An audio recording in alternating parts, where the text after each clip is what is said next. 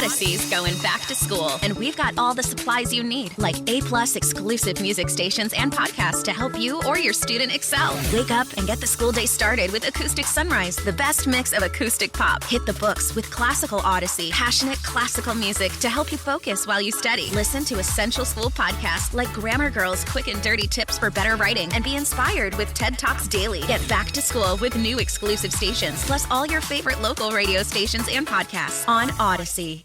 There's a lot of streaming services out there, each filled with reality TV, comedy, drama, and of course, superheroes. But there's one dedicated entirely to nonfiction TV and documentary films, and that's Curiosity Stream. History, science, nature, we've got it. Space, dinosaurs, big cats, we've got that too. And pretty much anything else you want to explore. Go ahead, add some smart TV to your smart TV with Curiosity Stream. Go to curiositystream.com to sign up and start streaming today. Knowledgeable. Listen, here's what's wrong with your hypothesis, your theorem, your supposition, your postulate. Honest. If that front ain't in gangsta, your back end won't be able to show its full potential. Understanding. You're going to suck. You're going to suck for the next couple of years. Passionate. I'm all over social media. I live it. This is the Kevin Sheehan Show on the Team 980 and the Odyssey app. Hashtag facts. It's the Kevin Sheehan Show. Now, here's Kevin. So the clocks read 0, but a game cannot end on a defensive penalty, even on special teams. A defensive special teams penalty. So Dustin Hopkins, who missed from 48, has a shot to redeem himself from 43. Let's run it back, Bram. Here we go. Cheeseman the snap, Way the hold. Hopkins is set. Snap's good, hold down, kick. This one is up, and that one is good. Washington wins 30-29. You wanted a ball game. You want to talk about competition in the NFC East. We saw that here. Washington starts their season 1-1. Giants, they begin 0-2. The celebration is crazy here at FedEx Field. Wow. That was a football game last night. Good morning on a Friday morning. A football Friday here on the Kevin Sheehan Show, because we got a lot of football to talk about. But an odd football Friday because most of the conversation will be about the game that was just played. An absolute thriller that had almost everything to it.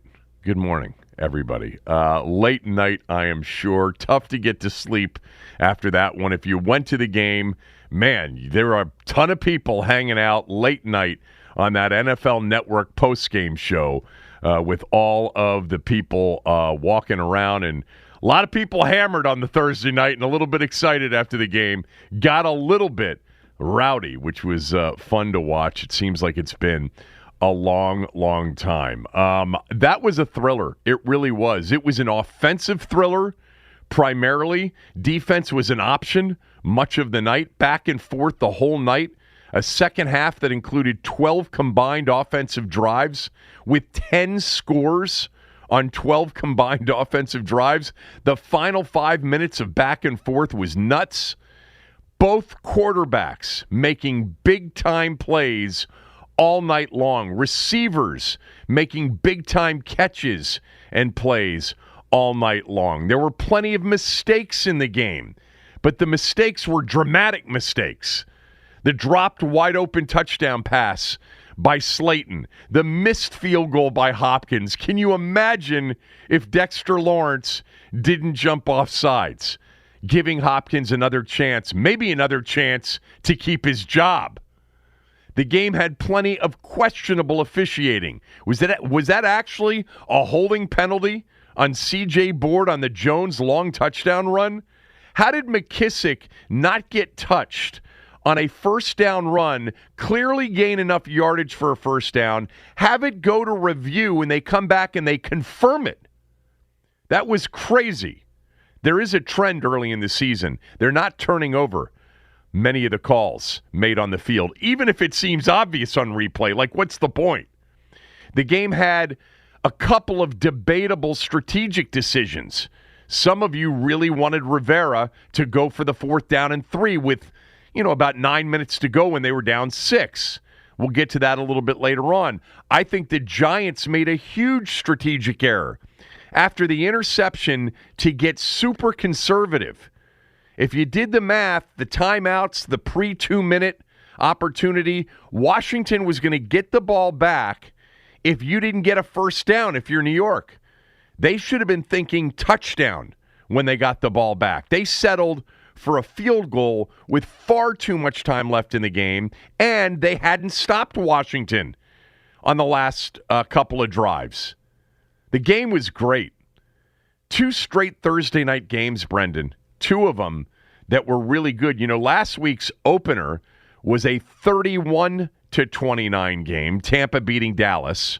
Last night, the game ends 30-29 on a second chance field goal at the gun. A game with nearly 800 combined yards in the game of offense. That was a good one. That was a good one. It was also, Brendan, a thread the needle game for me.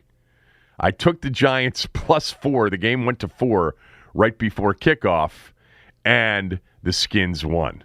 That's a perfect thread the needle situation. The win was a necessary win, too. If Dexter Lawrence doesn't jump off sides, this morning is a totally different morning, as would be the next 10 days before they play another game. Because let's face it, exciting, important win, but there are legitimate concerns coming out of that game, no matter how thrilling it was. But it's always easier to discuss the team's flaws, the concerns, the worries you have. It's much more pleasant to discuss those after a win, especially a win that avoided what would have felt like in the moment this morning a catastrophic 0-2 start. Even though it wouldn't have been with 15 games left, it would have felt that way this morning. Thank you, Dexter Lawrence, for keeping us in a totally different, putting us in a totally different frame of mind this morning.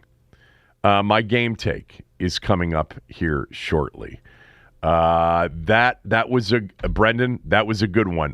We can get to, and we will have time, even though some of it will be very trivial this morning.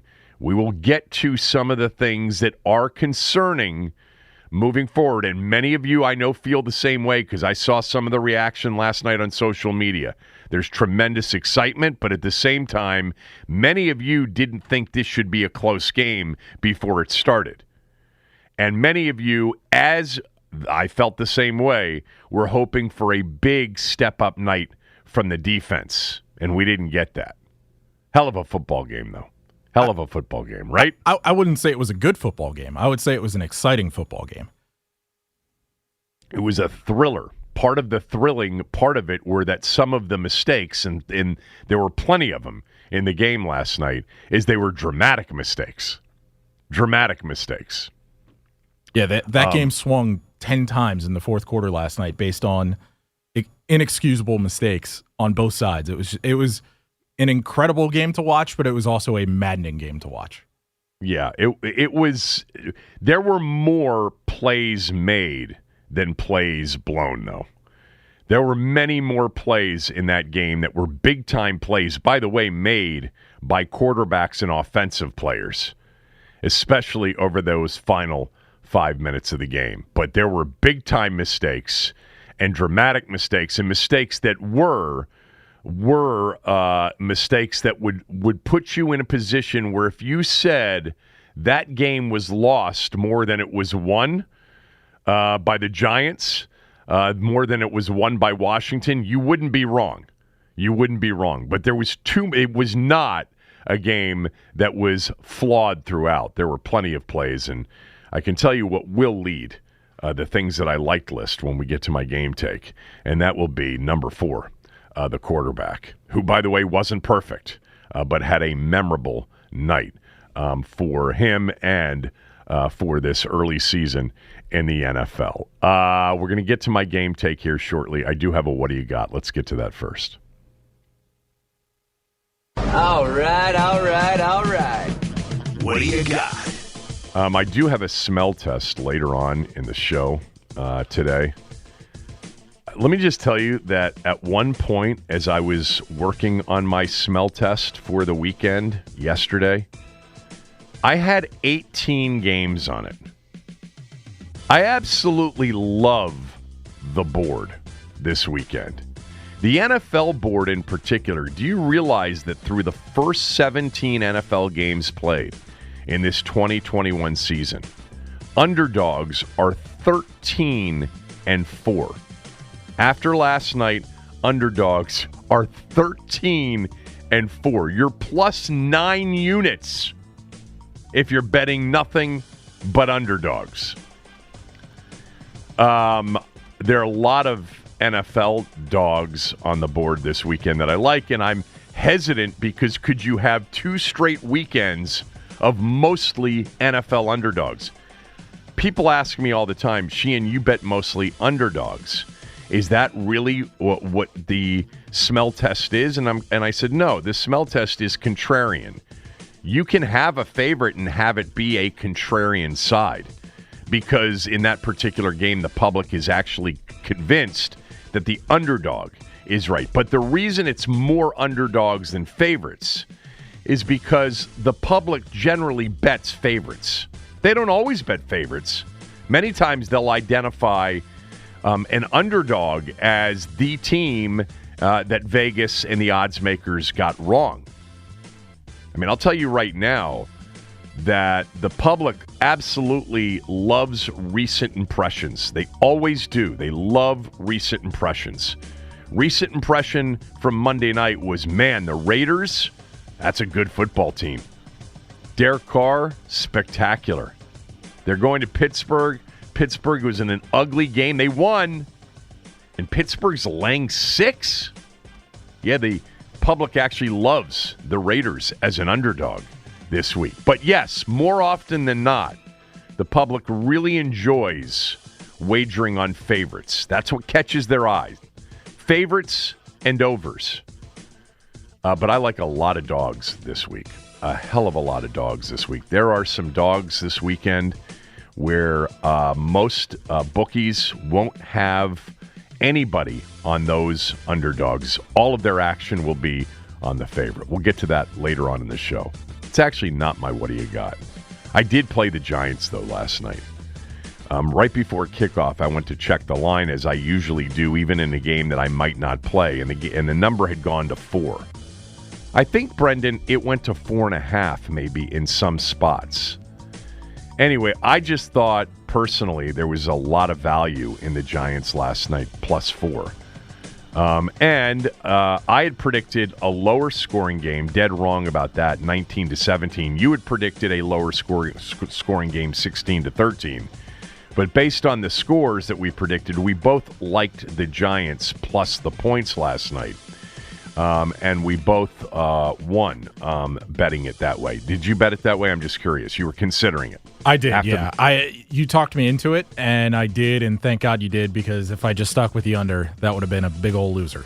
Yeah. I did not play the under, actually. The actual line movement on the under went up a little bit at kickoff. So I was probably getting more value there. I felt more strongly about the Giants. I felt all week long, as many of you pointed out to me, most of the time in very obnoxious writing on Twitter, that I was a little bit too high on the Giants, and why would I be so high on the Giants? Washington's a much better team. Well, they're really not a much better team. These two teams are pretty even last night throughout. And the devastating loss for the Giants. If you're a Giant fan this morning, that is a tough one to swallow. Yeah, I have to say, I think I was wrong about the Giants, and you were right about them. They were only held back by their coaching and quarterback mistakes. That's Joe Judge. I'm going to give you the turning point in this game that I don't think anybody else has, and to me, it was coach inflicted. I thought Joe Judge looked lost at times, as he did, by the way, in their game on Sunday against Denver. He threw a challenge flag and lost a timeout because you're not allowed to throw a challenge flag on an automatically reviewable play. But I think personally this division is going to be wild all year long. I think you got 4 teams that if they stay healthy are all going to play some really good games against each other. We just have to wait now several months. And by the time we get to December, these teams could look completely different than they look now. But all 4 teams aren't void of talent. They're not. I did not expect a shootout. I was really hoping Washington defensively would step up a little bit. I didn't think that they did. We'll get to that when we get to my game take in more detail. And I did think that the Giants decided to play much differently against Washington with respect to pressure than they did against Denver on Sunday. And I think they may have paid for it. I think they were actually a little bit cautious. They were like, let's see if this dude can beat us from the pocket rather than forcing him to escape and then beating us with his legs. I think that was their choice. And you know what? It was the wrong choice, as it turned out. Still, I have not gotten to what I wanted to get to with my What Do You Got? Right now, in baseball, there's some very exciting stuff going on. Specifically with former Nationals players, okay? Most of you have been keeping track of Max Scherzer in this ridiculous ERA that he has, especially since he was traded to the Dodgers. He's been phenomenal. He leads the major leagues now in ERA with a 2.17 ERA. Meantime, Trey Turner in the National League leads the National League in batting average with a .317 batting average. The two of them have been outstanding. What you may not be paying attention to is the hottest offensive player maybe in the sport right now, and a player that is surging towards a very unexpected, a tremendous unexpected MVP, and that is Bryce Harper. Last night, Bryce Harper in the Phillies' 17-8 win was 3 for 4 with 4 RBIs, another home run. He has been on an absolute torrid streak in recent weeks. He has got 4 home runs in his last 5 games, 6 home runs in his last 9 games. The RBI total in the last 9 games is, hold on, I had it here, 14 RBIs in the last 9 games. His batting average is up to a season high 314. His on-base percentage is 428. His slugging percentage is 627, and his OPS, I believe, now leads the bigs. Fernando Tatis Jr. was actually the front runner, and many people think that he will win the MVP in the National League, but Bryce Harper has gotten much closer. Harper's OPS right now is light years ahead of Vlad Guerrero in Major League Baseball. In the National League, it's a significant advantage over Tatis Jr. His on-base percentage in the National League is second only to Juan Soto. His home run total has climbed now into the top 15. He's got 33 homers on the year. His batting average, Harper's in the top 6, in batting average. Just 7. He's at 314, and Starling Marte's at 321. Now, the good news is Anthony Rendon's really not done much, if you're wondering about all the ex-Nats. But my God, the ex-National players, the 3 that I mentioned, are just shredding it with their new teams. No, it's not a new team anymore for Bryce Harper. But it's interesting because I had this conversation maybe on the show, and I'm forgetting with whom. It was probably Mark Zuckerman. But I said Harper's really become sort of a second-tier star. You know, he's not up there with the Trouts and the Tatis Juniors and even Soto at this point. And he said, yeah, he's still a really good player, but you're right. In terms of the perception is he's become more of that next tier, not the top tier. He's on his way, potentially, to winning his second most valuable player award in the National League. A lot of people have him neck and neck right now. He may not win it. He may finish second, but he's got a chance. And if somehow Philadelphia were to rally to get into the postseason and they're 3 out with 16 games to go. They're 3 behind the Braves. And they do have, I believe, a series coming up against the Braves late this month, which will be a huge series. They've got the Mets coming up, but they have a big series with the Braves. They also get a break. They get the Orioles for 3, which would be a series that you'd think they'd be able to win. And they also get the Pirates for 4 games. So their schedule is a bit favorable. It's an exciting race in the National League East if you checked out when the Nats made all those trades at the deadline. And if you're also not paying attention to it, the Nats are in dead last place in the National League East. The Marlins are in 4th place, 2 games ahead of the Nats. But Bryce Harper, Trey Turner, and Max Scherzer are having incredible seasons. It'd be nice if they were here. But again, Anthony Rendon isn't. All right, when we come back, my game take, full-fledged. Lots of notes still on pages from a game like that I still have not completed going through. Had to get a little bit of sleep. Nobody cares, Sheehan. Nobody cares what time you got up or went to bed. I'm excited to get to this game take next and talk about Taylor Heineke. We'll do it right after these messages. You're listening to the Kevin Sheehan Show on the Team 980, theteam980.com. We're also on the Odyssey app.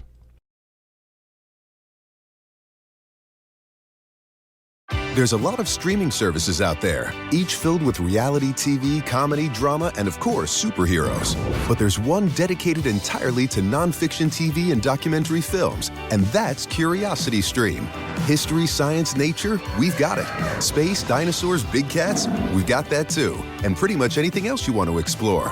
Go ahead, add some smart TV to your smart TV with Curiosity Stream. Go to curiositystream.com to sign up and start streaming today. I'm Doc Rivers, and I'm proud to present a new podcast documentary series called It Was Said Sports, where I guide you through 6 of the most impactful and timeless speeches in sports history. Listen and follow It Was Said Sports, a documentary podcast presentation of Shining City Audio, a C13 Originals, and John Meacham Studio. Available now on Odyssey and wherever you listen to your podcasts. This month on the 11th, writer Hanif Abdurraqib travels back to the summer of 1996 and revisits the album that carried him through a period of intense change. The third track on the album is one that sends me back to that summer perhaps quicker than any other. Ready or not, here I come, you can't hide. Gonna find you and take it slowly. That's this month on the 11th, a new podcast from Pineapple Street Studios.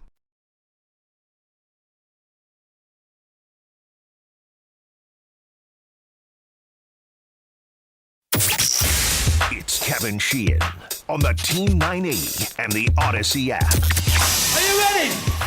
All right, let's get it on. 4:50 to go. 26-20 Giants. Heineke and company. He's got an empty backfield. 1st and 10 at their own 25. Steps up, throws down the right sideline. J.D. McKissic caught at the 50, 40, 30, 25, 20. Pushed out of bounds inside the 20-yard line. Huge throw by Heineke. Huge run by McKissic. We needed an explosive play. J.D. McKissic had the touchdown earlier. Almost had that one. Look, out and up. Great identifying man-to-man coverage as Tay Crowder is covering J.D. McKissic. And J.D. McKissic just gives him a 5-yard out route and rolls that thing up. And it is wide open as it's just a foot race there. Taylor Heineke puts that ball on the money. That's the explosive play that this offense needed.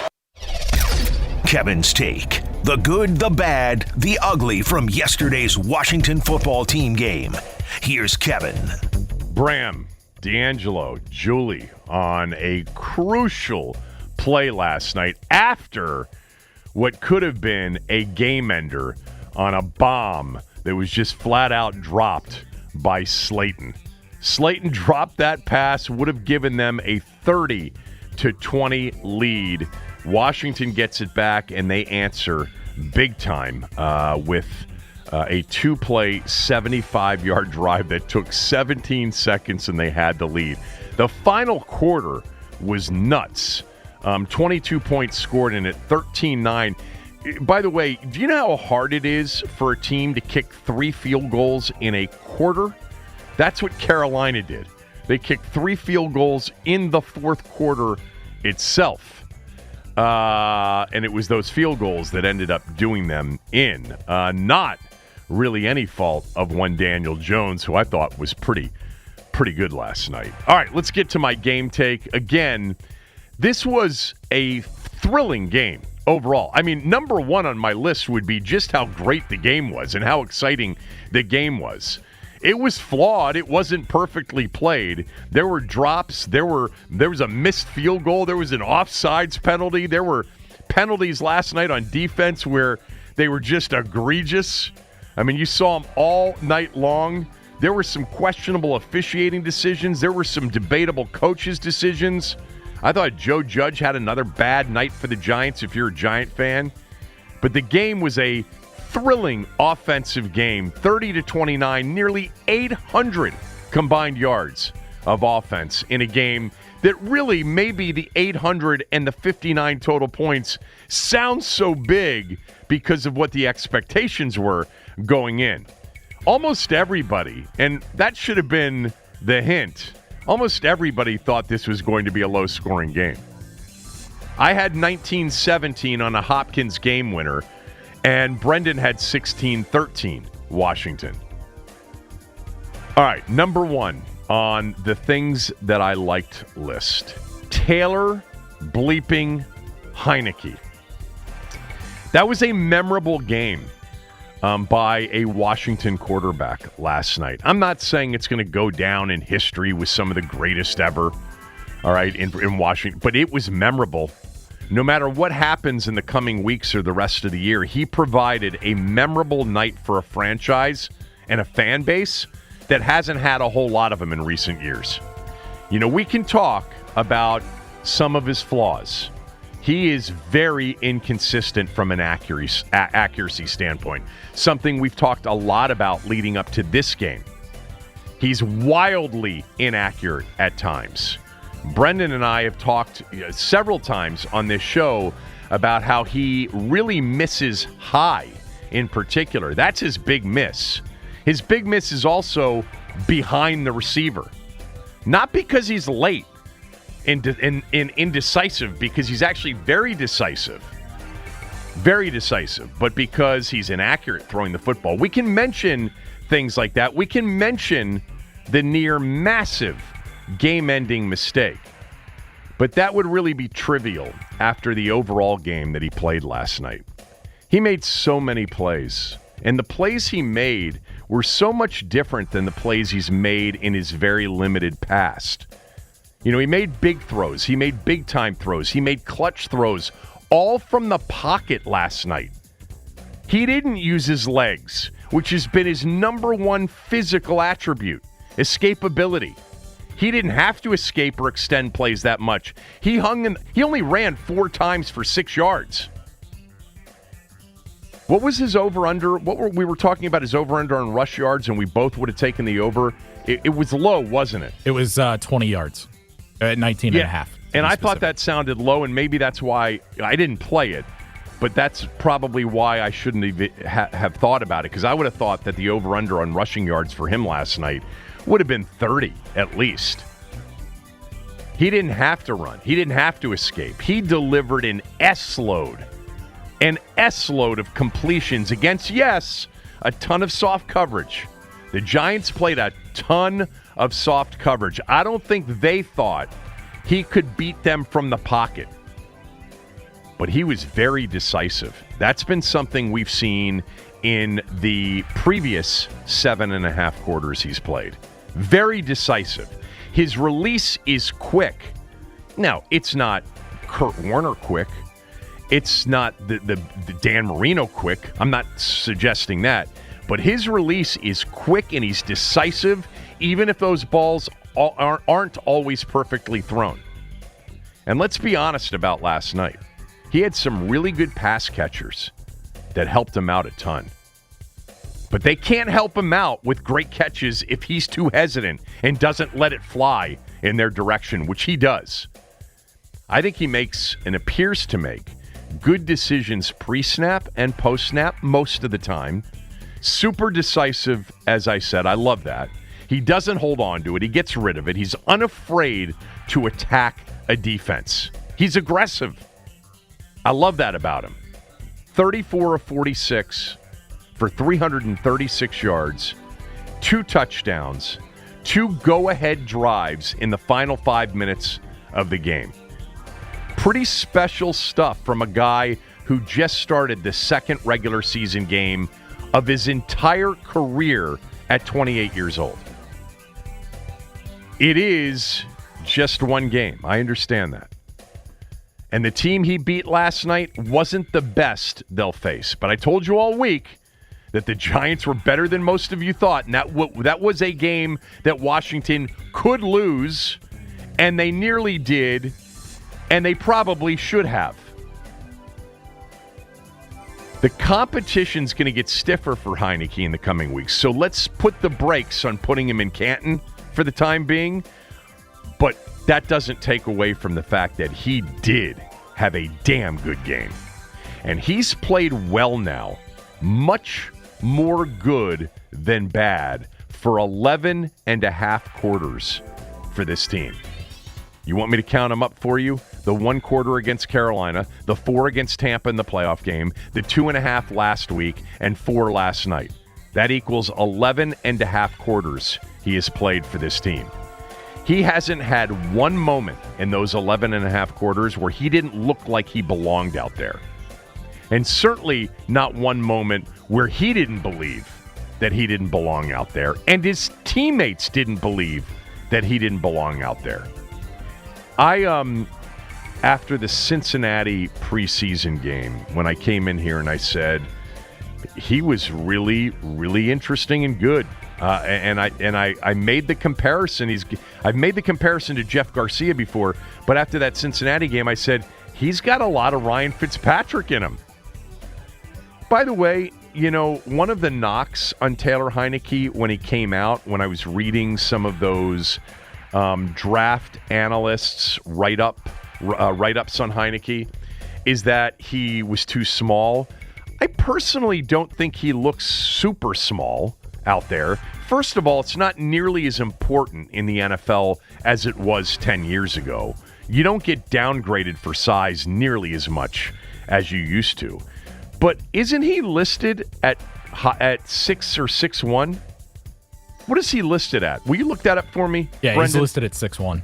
Yeah, you know, and he's not like a slight dude either. Now, look, one of the big concerns everybody has about him is his injury vulnerability in the past. He's had very few opportunities, and he's gotten injured each and every time. He said that he reshaped his body a little bit to prepare for that.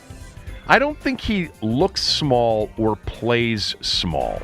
I'm not saying he plays Tom Brady big or Peyton Manning big, but if last night was the first night I watched him, and maybe it's because he threw so much from the pocket last night, I would say he's big enough.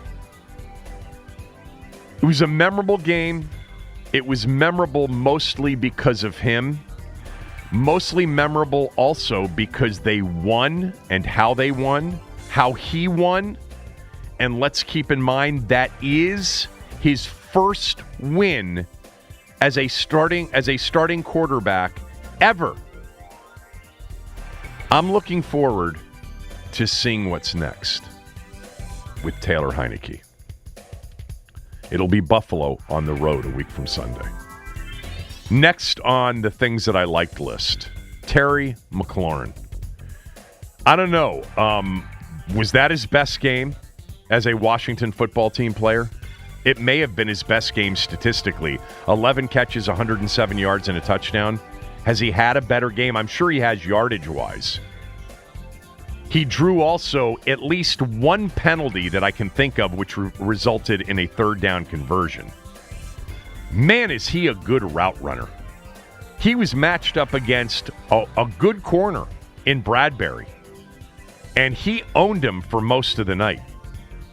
Some of those ISOs between the two of them, you can see how subtle some of his create space moves are. The Giants were much more aggressive with the blitz against Denver, but their coverage was a bit similar. It was soft for much of the night. Last week, I think they felt if they pressured Bridgewater, he wasn't mobile enough to kill him with their legs, and that he wouldn't consistently make the throws, against softer coverage. So it was more bend, don't break, even though they sent pressure. Last night, not a lot of extra man pressure. Some, not as much as, I don't think as much as the game against Denver.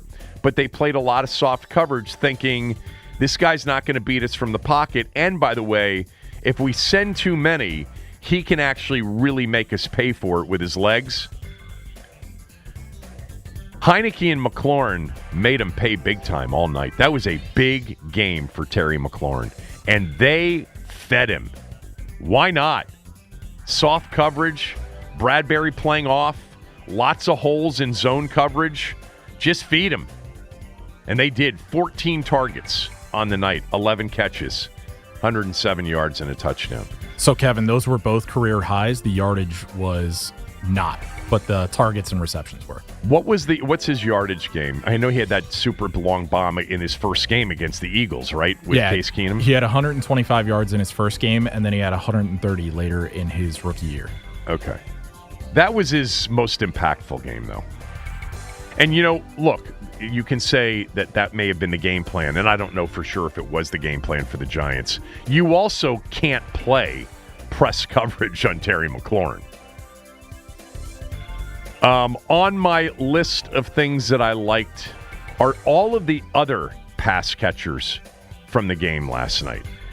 I only counted, and I could be a little bit off, I only counted 2 what I would call legitimate drops in the game.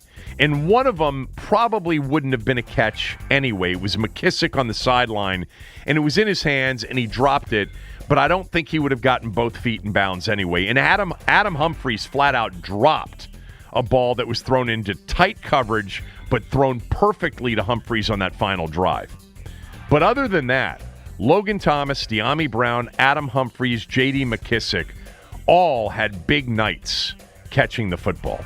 McKissick, 5 catches, 83 yards, including the big 56-yarder on the drive that gave him the lead late. Logan Thomas, 5 catches, 45 yards. I thought they'd feed Thomas even more. A couple of his incompletions were just flat-out misses of Logan Thomas. Adam Humphries, 7 catches, 44 yards. And again, Giants were giving up the pitch and catch all night long rally to tackle. De'Ami Brown, 3 catches, 34 yards. Ricky Seals-Jones with a catch for 19, a spectacular catch in the end zone for a touchdown. Boy, a lot of people didn't even think he would make the team. And it was clear when he made the team and you saw his snap count last week that he's going to be a guy that factors in to a lot of minutes. It's not going to be Reyes or Bates. Bates got called for a penalty last night on special teams. The pass catchers last night were really, really outstanding. And they did bail the quarterback out many times. Not all of Heineke's throws were perfect. They weren't. Some of them were really good, but some of them really weren't accurate at all. And the receivers, probably all of them, made at least 1, if not 2 catches that very easily could have been incompletions. The Ricky Seals, I took this note, wrote this note down. The Ricky Seals-Jones touchdown catch, that was a big-time throw. It was also very ironically, I think, one of the only throws of the night that wasn't a decisive throw. It wasn't a quick read, I'm getting it out quickly, this is where I'm going decisively and aggressively, even if the throw wasn't perfect. That one was late, but it ended up being a great throw. Here's a question on that touchdown, Brendan. So he easily caught it. He easily maintained possession, getting both feet down. And then when he went to the ground, he did what Calvin Johnson did many years ago. That ball was in his hand, but it went to the ground and hit the ground. I was thinking we were going to get some sort of replay and an explanation from Pereira or somebody as to why that was a legitimate catch. So, and I think it was. I'm not suggesting that it wasn't. I think he got a third foot down. Like he got toe drag. Okay, so then it wouldn't have mattered. So I think that's why it might have been. Did he get a third foot down? It looked like he did. I couldn't really tell. On the replay, they were just showing the incredible highlight catch. 6'5", Ricky Seals-Jones. I'm surprised they didn't say anything about how when he went to the ground, the ball was extended in his left hand, and that ball hit the ground hard. Now, he never lost control of it when it hit the ground. And I'm trying to think of the Calvin Johnson play many years ago against Chicago, which was the shocker that, brought, the you have to finish the catch and finish it going to the ground rule into, all of our minds and hearts. Great catch, though, by Seals-Jones. Also on the list of things that I liked from last night, Antonio Gibson. The big thing, and I'll get to this on the list of things that I didn't like, I just think he should get more touches in the game. I think Scott Turner could have called a better game by giving Gibson more than the 13 carries he got. 13 carries, 69 yards, 5.3 yards per carry. He keeps getting better with his vision. He's really a good combination of power and speed. The power still, to me, is underrated. The pile moves forward with Antonio Gibson. He never gets pushed back. He always gets an extra yard or two after contact, even if it's a bunched up tackle, a gang tackle. The only thing about Gibson last night, I just don't think he got enough touches. The last thing on my the list of things that I liked, and it really speaks more to what the Giants did or did not do, but it was, for me, a huge turning point in this football game. And I'll get to it when we come back. The last thing on the list of things that I liked was, to me, a very underrated early turning point in this football game. I'll get to that next, and then I will share with you the things that I didn't like, and that list has a lot on it as well. It's the Kevin Sheehan Show, Team 980 to Team980.com. We're also on the Odyssey app.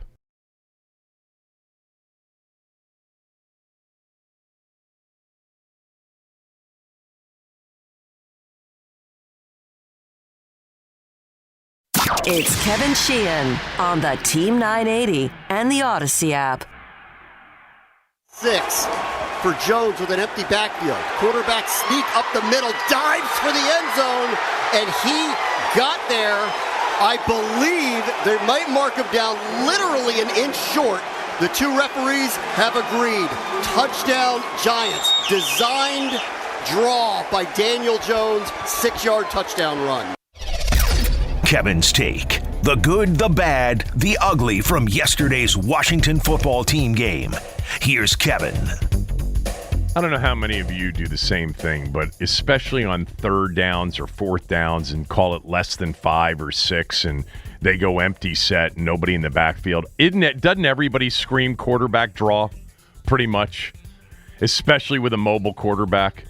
That one seemed easy. Seemed like we knew it was coming at the end of a drive. It wasn't third and goal. Was it second and goal? It was an empty set, and it was obvious to me that Jones was taking it on a quarterback draw. That would have been one of those where Sonny Jurgensen, if he were in the booth, as he used to be many years ago, seemed to always call the quarterback draw before it happened. That gave the Giants a 7-0 lead on an opening 11-play, 79-yard drive that took nearly 6 minutes and was reminiscent of the opening drive that the Chargers had in the opener. That led to a sequence of events that I think was a significant turning point in the game. But let me continue with one more thing on the list of things that I liked. It started with Taylor Heineke, number 1 on the list of things that I liked from the game. Terry McLaurin, number 2. Those were your 2 stars of the game. I think all of the other pass catchers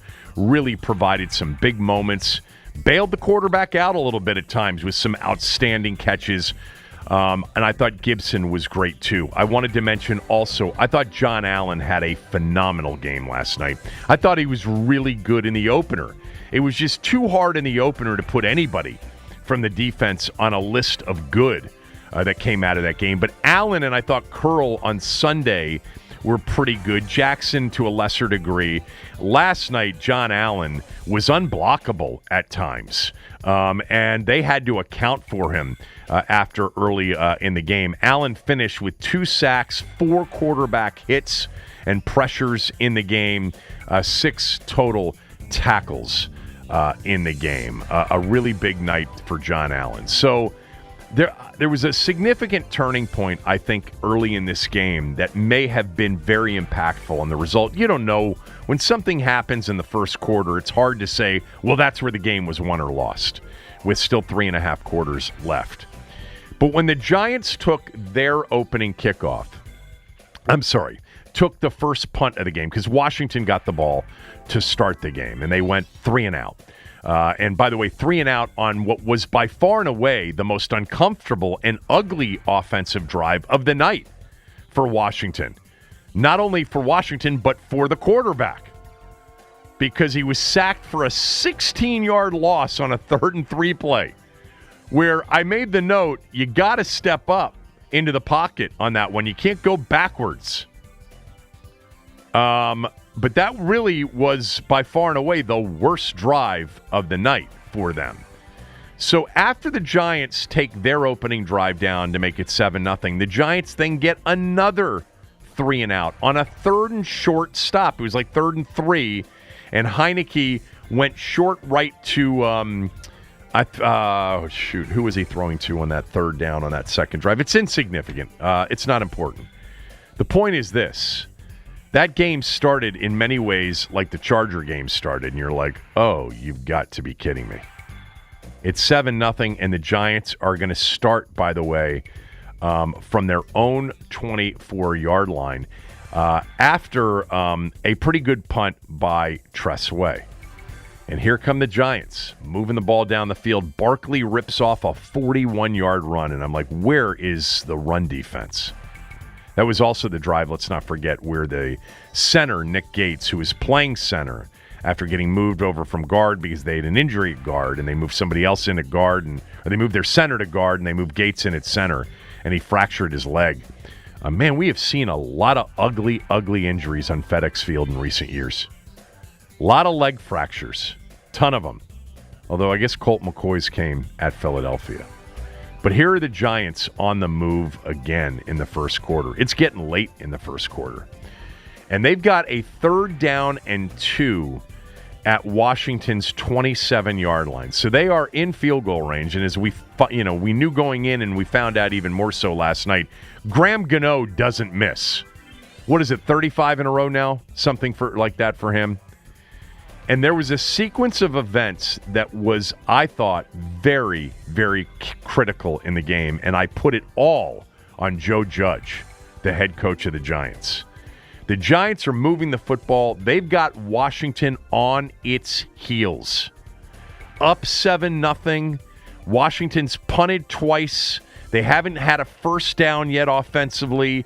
And it appears as if this is going to get to 14-0, worst case 10-0.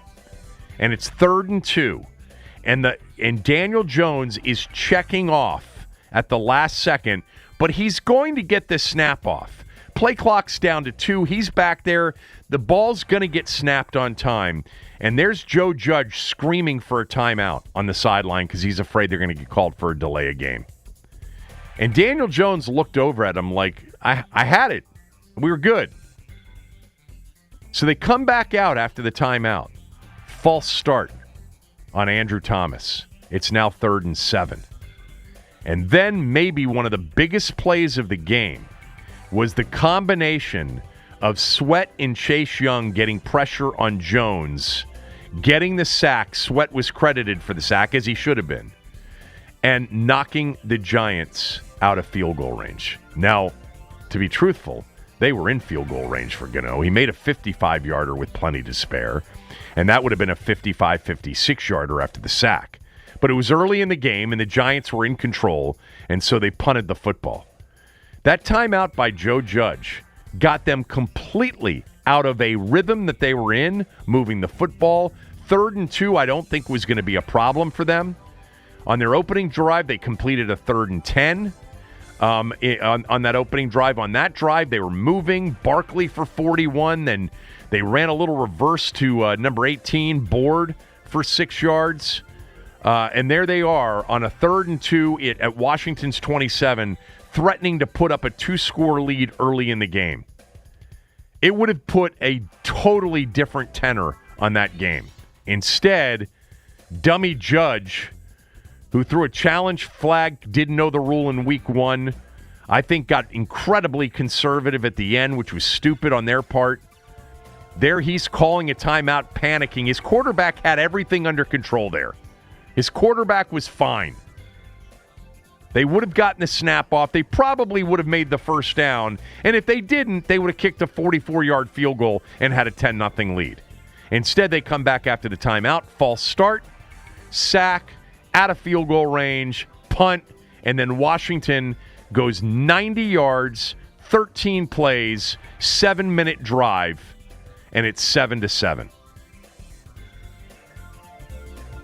I think the Giants have, some talent. I definitely think they have some talent. I think they've got a quarterback that the jury is far from decided on. I think he actually played very well, but he's played very well against Washington in the past. But Daniel Jones, there's something to Jones. You're fooling yourself if you don't think there's something there that you'd want to see more of if he were your quarterback. But Joe Judge panicked on the sideline, called a timeout with still 2 seconds left on the play clock. They were about to snap it, and it led to a series of events that ended up 7-7 instead of them being up 10-0, if not 14-0. And it would have felt like early in that game, if it were 14-0, it would have felt desperate. So that's on my good list. All right, the list of things I didn't like, I will get to next, I promise. Kevin Sheehan Show, Team 980, team980.com. We're also on the Odyssey app. The world moves pretty fast. 1 minute you're standing, the next you're dragging. How can you keep up? I'll tell you. I'm Ira Madison III, host of Keep It. Each week, Louis Vertel, Aida Osman, and I do the hard work of exploring the intersection between entertainment, culture, and politics, with guests like Billy Porter, Catherine O'Hara, Ronan Farrow, Francesca Ramsey, and more. New episodes of Keep It drop every Wednesday. Listen on Odyssey, Apple Podcasts, or wherever you get your podcasts. There's a lot of streaming services out there, each filled with reality TV, comedy, drama, and of course, superheroes. But there's one dedicated entirely to nonfiction TV and documentary films, and that's Curiosity Stream. History, science, nature, we've got it. Space, dinosaurs, big cats, we've got that too. And pretty much anything else you want to explore. Go ahead, add some smart TV to your smart TV with Curiosity Stream. Go to curiositystream.com to sign up and start streaming today. Why does quicksand work so slowly? Question everything. We did. It's how we created the all-new Hyundai Tucson with available innovations like a huge 10.25-inch infotainment screen and digital key technology. And you always get Hyundai's complimentary maintenance for 3 years or 36,000 miles. Test drive the 2022 Hyundai Tucson at your nearest Hyundai dealer or learn more at HyundaiUSA.com. Call 562-314-4603 for complete details.